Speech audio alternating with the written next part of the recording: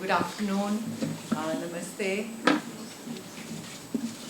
Really, it's a blessing for me to be here to share this topic with you, and I'm going to try and really share it with you in the way it has helped me and the way I am trying to live it and have lived it, and it is from that point of view that I'm going to share the next half.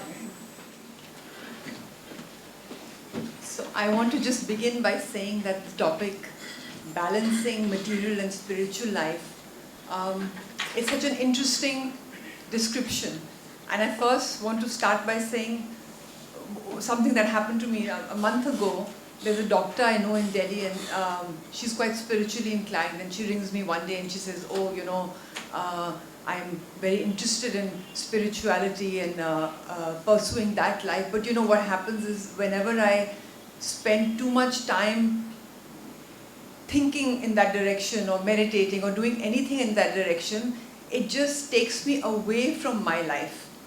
And it just got me thinking, that's just how people think, it's either this or that, and black or white. And I think what I would really like to share with you is first the deepest truth, which is what we've been hearing all morning from our acharyas, is that spiritual principles were meant to be tested and lived in the light of the real world, which is where we all are.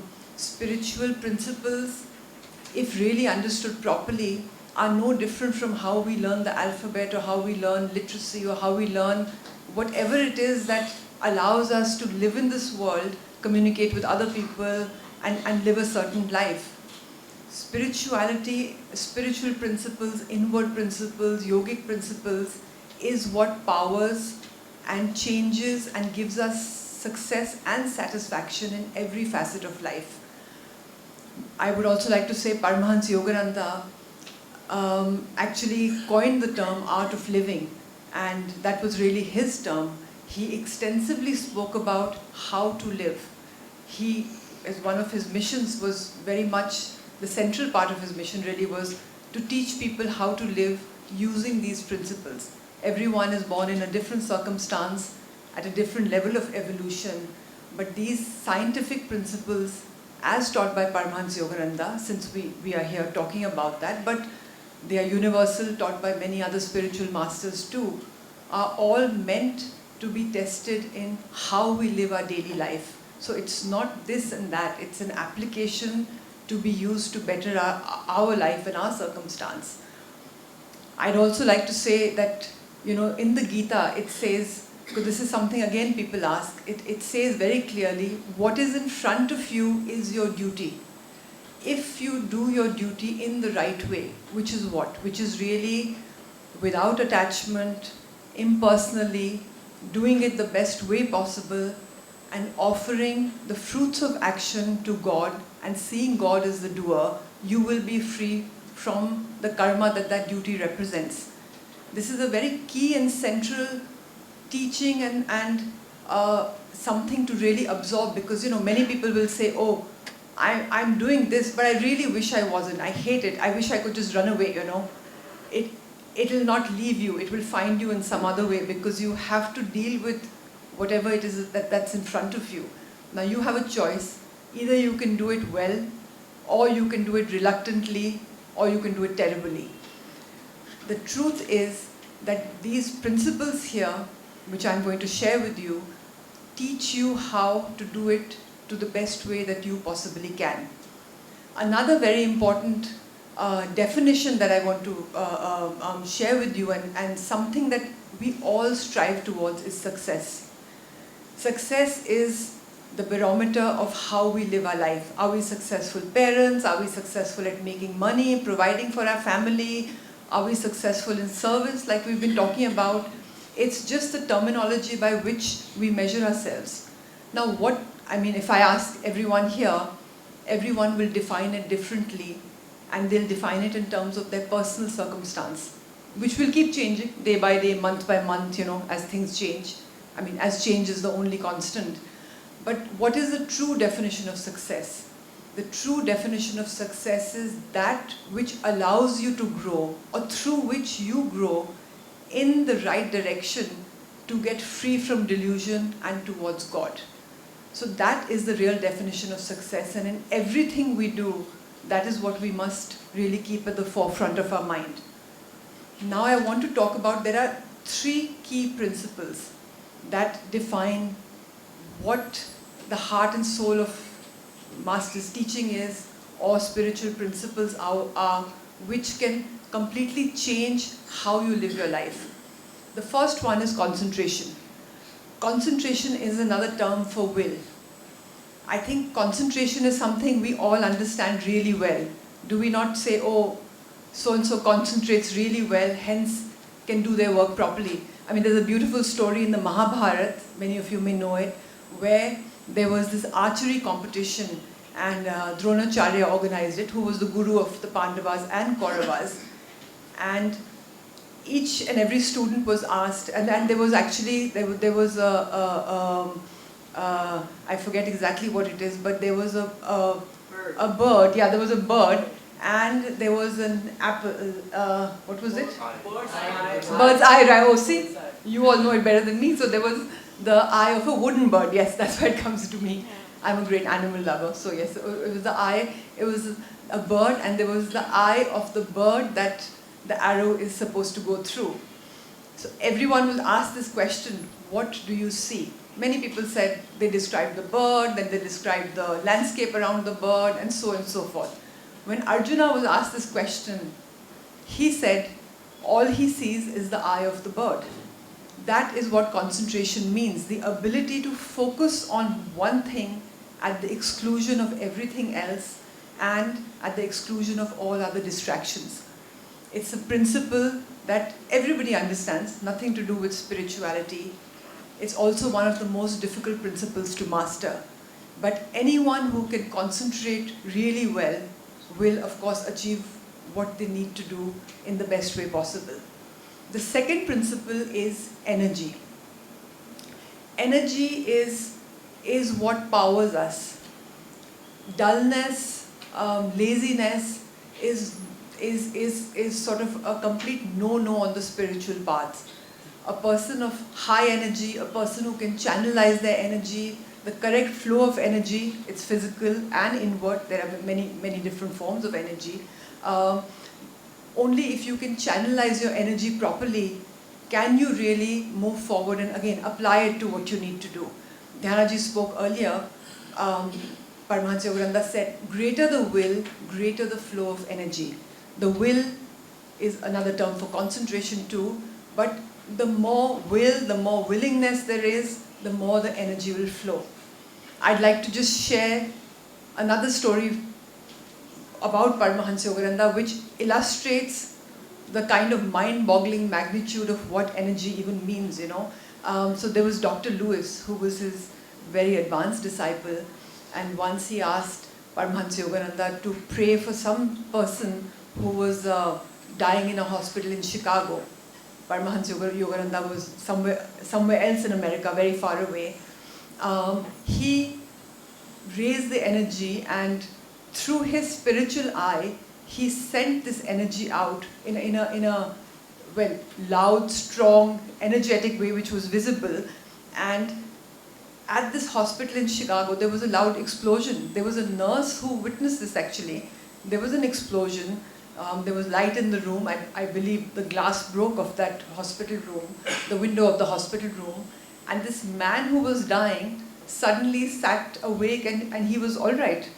So why I'm even giving you this story is to show what energy, using energy really means. We all think we know, oh, I'm high energy. But that's not even the tip of the iceberg, you know. This is what it means. The third principle is really magnetism. Swami Kriyananda once said that magnetism is the cornerstone of Master's teaching. And again, it's something we think we understand, so-and-so is magnetic, but we really don't. There's magnetism in an outward sense, and magnetism in this truest spiritual sense is something completely different. Now, as we learned that first is the greater the will, the willingness, concentration applied to energy will generate a flow of energy. A strong flow of energy will generate a magnetic field. It's no different from when electricity is passed through a wire. The stronger the flow, the stronger the magnetic field. So it's a principle that holds true in science too. The stronger the magnetism of, now it can be positive and it can be negative, that is the circumstance you will attract to you. Now again, this sounds almost mind-boggling. I want to share a story which Swami Kriyananda shared about the great Emperor Napoleon. You all would know Napoleon. He was the great 17th century French emperor, conquered a very large part of Europe, very well-known general. It was said that how does he choose his generals and soldiers? His main criteria, besides other things which he may have looked for, but his main criteria was he asked the question, is he lucky? And if he gleaned or he knew that so-and-so was lucky, he would bring them into his army. Because he said luck attracts luck and luck opens up a circumstance. Now, you know, normally we would all think, oh yeah, you're just lucky, it's some strange, you know, a phenomenon in the universe that happens and who knows why you're lucky, but some people are lucky. But the amazing thing is that that's not really true. You can generate luck, you can generate magnetism, you can attract to you the energies, the circumstances, the things that you want. The power lies in your hands. And that is really such a kind of life-changing moment if one can understand that. If we understand that, let's now understand what allows for greater magnetism. Number one, greater the will, the greater the flow of energy, more will be the magnetism. Number two, eating magnetic foods. I'm not going to go into that because that's not really our topic, but I think we all know what generally a good diet is and a bad diet is. Third is, of course, being with people who are magnetic in the direction that we want to grow. So if you want to be a business person, you want to be an artist, be with those kinds of people because you will attune yourselves to them. It's like being a bar of magnet and having a north and south pole. Being with magnetic people of the type you want to be with will allow your magnetism and your own north-south pole to attune to their magnetism and generate that same magnetism. If you want to be, I presume many of you perhaps may be interested in spirituality, maybe that's why you're here, or you want to see how to apply it in your life. But if it's the former, if you take a photograph of a saint and meditate on their eyes, you will attune to them and you will draw their magnetism to you. So there are those ways of doing it. These are the key ways of, and of course, sorry, before I move ahead, right attitude. Positive thoughts, right attitude, willingness, joy, enthusiasm, smile. We've been hearing earlier in the day, smile. Why smile? Because it generates magnetism. Why stand straight? It generates magnetism. So a willing, positive attitude, enthusiastic attitude is very magnetic. These are the things that generate magnetism. Now let's just for a minute talk about what blocks magnetism. And really, if it was so easy, we all would be doing this. It sounds so simple, right? I mean, this is so easy, why can't we all do it? But we really can't. And I'm now going to speak about why. What blocks the flow of magnetism? One is the obvious, doubting ourselves, thinking we're not good enough. I can do this, but I really can't. That's still more at a conscious level. At a deeper subconscious level, it's all the opposing forces we have within us. So very often, there'll be a part of us which wants to do something. There'll be another part of us, for whatever reason, that just doesn't want to do that. Sometimes we are consciously aware, more often than not, we are not aware. And in the non-awareness, we don't even know it exists and we don't know what to do about it.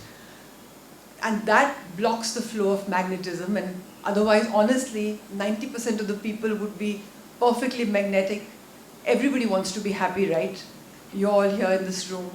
I mean, you're here because you want happiness in your life, as does everyone else. But this is what stops it. I would like to just share something from the Gita, which, and I'd also like to share that, Master's version, Paramahansa Yogananda's explanation of the Gita. I don't think there's any more beautiful way to understand the deepest teachings and the real meaning of life and use it as a guide to live your life. So in the first chapter, Arjuna asks Krishna to drive him to the battlefield on the eve of the battle between the two opposing armies. He then goes on to say, I will not fight. I don't want to slay all my own cousins, and which was the Kaurav. I mean, I presume everyone here does know the cultural context and the story, so I won't go into that, but he says how he will not fight because he doesn't want to kill his own relatives and friends. Krishna then gives him the counsel, you must fight, you have to fight. The soul is imperishable and it is never born, it doesn't die. Now what does this really mean? It really means the whole of the Gita, the whole of the battle is actually our inner battle. The Kauravas are our own negative tendencies. The Pandavas are our own positive tendencies. We all have that within us. Krishna's counsel is in 3 words, you will fight, is what we need to do in this life. That's why we are born, that's why we are human beings. The whole journey of life is to put our effort out and overcome our negative tendencies and convert them to positive. The other very beautiful part about this teaching is that no one ever dies. Even our negative qualities don't die. And that is his counsel to Arjuna actually, that the energy from them transmutes into powering our positive quality and the negative transmutes to the positive. And that is actually so beautiful. On this, I just want to share a very deep personal story of mine with Swami Kriyananda 10 years ago. There was one habit of mine that was bothering me. I knew I should not be doing it, but I was very attached to it. And I asked him, how do I deal with this, Swamiji? What do I do? Because I want to progress further on the spiritual path. He gave me such incredibly wise counsel and deep counsel, and he said that first of all, remember that habit is tamasic, so put that aside. Second is, remember, you are not your habit. Do not define yourself by any habit, no matter what it is. Put energy in the opposite direction. If it's meant to leave you, it will. Clearly there was grace of the Guru, which was Swami Kriyananda, and that habit left me. But it just shows how we need to live our life and what the journey of life is. Now I want to get to really that, how does this really happen? This only happens through the scientific practice of yoga techniques. It's very interesting. Patanjali defined yoga as yoga chitta vritti nirodha. What does that mean? It means yoga is the neutralization of the vortices of feeling. We are always consumed with feeling towards something. We like something, we dislike something. There's some positive tendency in us, negative tendency in us. Yoga is the only thing that allows this reaction to become stilled. Paramahansa Yogananda has some very wonderful techniques of how to practice this yoga. I'll just briefly touch upon this because this is only a half-an-hour class. First and foremost is his sequence of energization exercises, which really allows for prana, energy, to be drawn through the medulla oblongata into our body and evenly distributed through our body. He famously said one thing, that if he was in a deserted island and everything else was taken away, he would only want this system of exercises, because he said, if this is done properly, everything else will flow. So therein again, the importance of receiving the energy properly and distributing it throughout your body. Then comes the actual practice of meditation, which is pranayam, which is what? It is actually raising energy to the brain. That is the purpose of meditation. Pranayam, meditation techniques, as I said, Paramahansa Yogananda has some wonderful meditation techniques which allow this to happen. His Hong Saw technique of meditation, many of you may know it. He said it perhaps is the finest technique to develop concentration. So therein we go again, that something which is a yogic technique has a deep and most practical relevance. Then meditation, what it also, as I was saying, the purpose is to raise energy to the brain.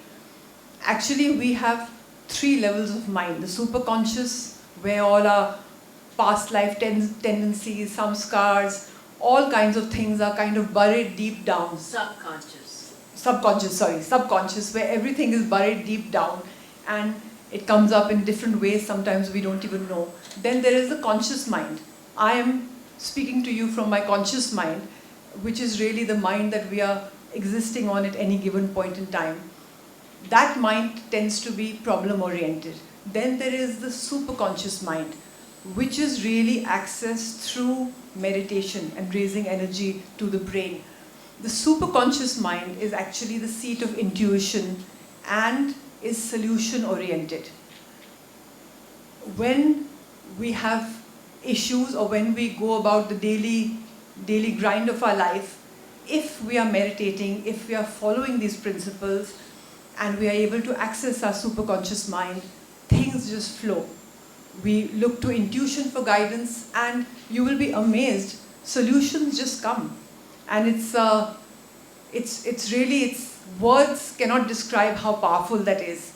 Another thing I'd like to share, which I think was also Paramahansa Yogananda's really breakout teaching, and was really that thoughts are universally rooted and not individually rooted.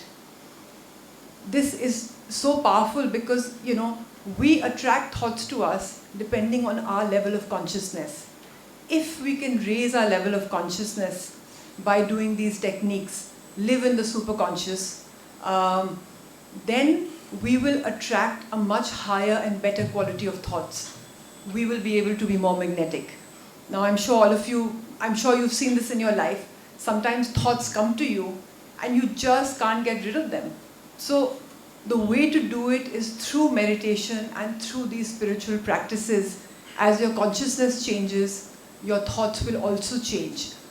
The deepest teaching, of course, of Master Paramahansa Yogananda is Kriya Yoga, which raises energy through the spine, through to the brain, and with that flow of energy, releases energy from the chakras and allows for that flow of energy to take place.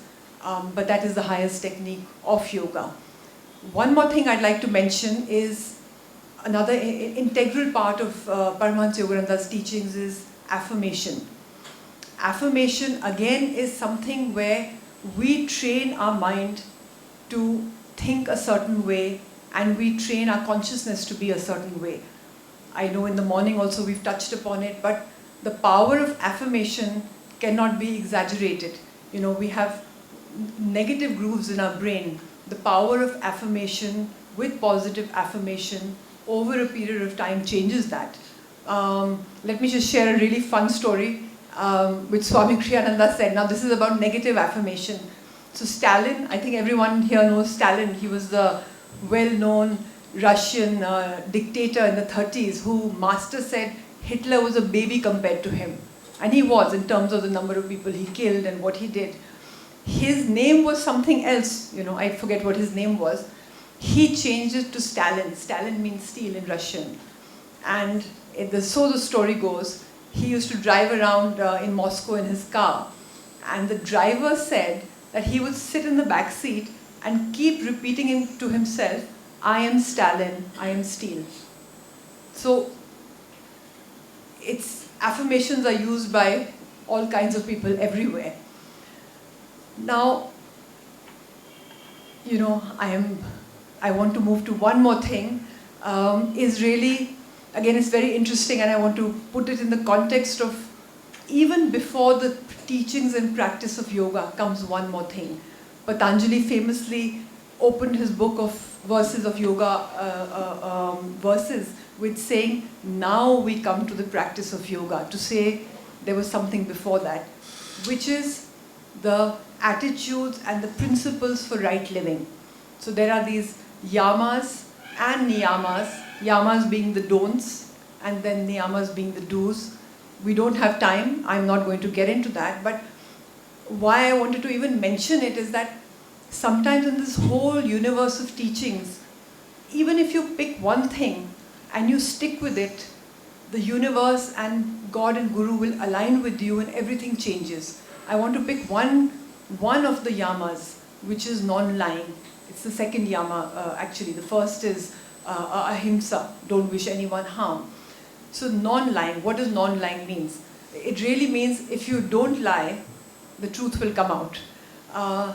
And it sounds so simple, but even if you all go back and just say, okay, something like this, I will adopt this in my life now, the power of this is enormous.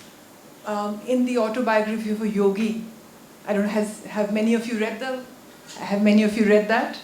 Yes. You have, okay. So I just want to say, but many haven't, so I just want to share this, that in the first chapter, when Master is a small child, Mukunda, as he was called then, in Gorakhpur, he's playing with his sister. And the sister has a boil on her foot. And Master takes some ointment, some medicine which will help heal the boil, and puts it on her foot, and then starts rubbing it on his arm. So she says, what are you doing? You don't have a boil. Why are you putting this ointment on your arm? He says, oh, you see, tomorrow I will have a boil, so I'm putting this ointment. She goes on to call him a liar and a silly fellow. He's a young boy, right? So he gets quite indignant. And then he says, with strong force and seriousness, tomorrow, sister, tomorrow your boil will be twice its size, and I will have a boil on my arm. And sister gets very upset, complains to the mother, this crazy fellow. Next morning, Master has a boil on his arm, and the sister has a boil which has become twice the size. His mother then scolds him, actually, that never use the power of words in a wrong way. And Master writes in the autobiography that he in fact had to have that boil surgically removed, and it left a scar on his arm. He then goes on to say that words spoken with power, and if you lead the life of, he was a master, he was born a master, if you practice the principle of adherence to truth, words will have a power that will make the circumstance come alive. I also want to share with you that there is no better illustration of this than in Mahatma Gandhi's life. I don't know how many of you have read My Experiments with Truth. If you haven't, I would urge you to read. That's his autobiography. He, of course, as many of you may know, took Kriya Yoga from Paramahansa Yogananda. And again in the autobiography, Paramahansa Yogananda speaks about him and says, and talks about this book actually, My Experiments with Truth. And he says that perhaps there's no other book written by a great, highly evolved saint which talks so openly and honestly about himself and his faults and his growth. So if you read this book, he talks so openly about who he was when he was young and his faults, and here was this great saint. And the one thing that shines through in that book is that from the time he was young, he never ever did not speak the truth. And the power of his adherence to truth transformed him from what he was when he was young to this great saint who, through the power of his consciousness and his words, freed India. So I think there's no more powerful illustration of that. So even if you all just pick up one principle and live it, everything else will align. I just want to end by saying that while I have spoken all this, the truth is, which I think has been elucidated in the morning, the deepest truth is, as it says in the Gita also, that God is the doer. The more we can remember that, the more we can, through our magnetism, will, living rightly, living by the principles of yoga, attune ourselves to Him, allow God's power to flow through us, and offer all fruits of action back to God. Practice Nishkam Karma, which is non-attachment to fruits of action. The joy that comes, the happiness that comes in every aspect of life will completely change how you all live your life or how I live my life. As Master said, circumstances are always neutral. It's your perception that changes. And the inner journey of transformation is one of joy and love, and it's really wonderful. I want to end with one thing, and I want you all to do this with me, is an affirmation. Dhyanaji actually said that affirmation in the morning. So please repeat with me. What we'll do is we'll say it once loudly. We'll say it once softly, and once we will just say it in our mind, and then we end. I will will. I will will. I will reason. I will reason. I will act. I will act. But guide thou But guide thou my will, my will, reason and activity reason and activity to the right path to the right path in everything that I do. in everything I do. I will will. I will will. I will reason. I will reason. I will act. I will act. But guide thou But guide thou my will, reason and activity my will, reason and activity to the right path to the right path in everything that I do. in everything that I do. I will will. I will will. I will reason. I will reason. I will act. I will act. But guide thou Guide thou my will, reason and activity my will, reason and activity to the right path in everything that I do. Thank you.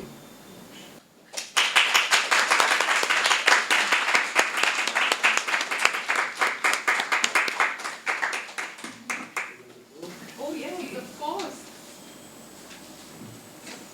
So this is a book Swami Kriyananda has written, which is Material Success Through Yoga Principles. It's a wonderful book, and if you all are interested in going further and learning these principles of how to live, besides learning the meditation techniques, I would really urge you all to please get yourself a copy of this book. And I think it's available outside. Yes. It's available in the stalls outside. Thank you.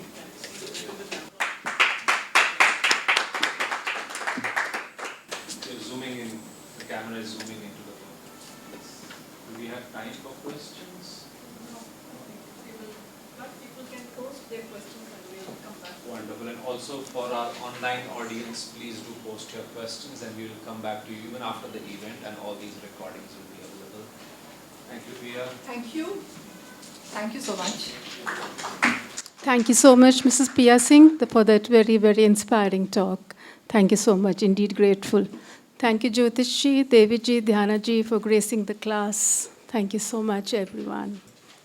We now have a keynote session on education for life, so of preparing children to face life's challenges. So let's all go down to the main hall. Thank you, everyone.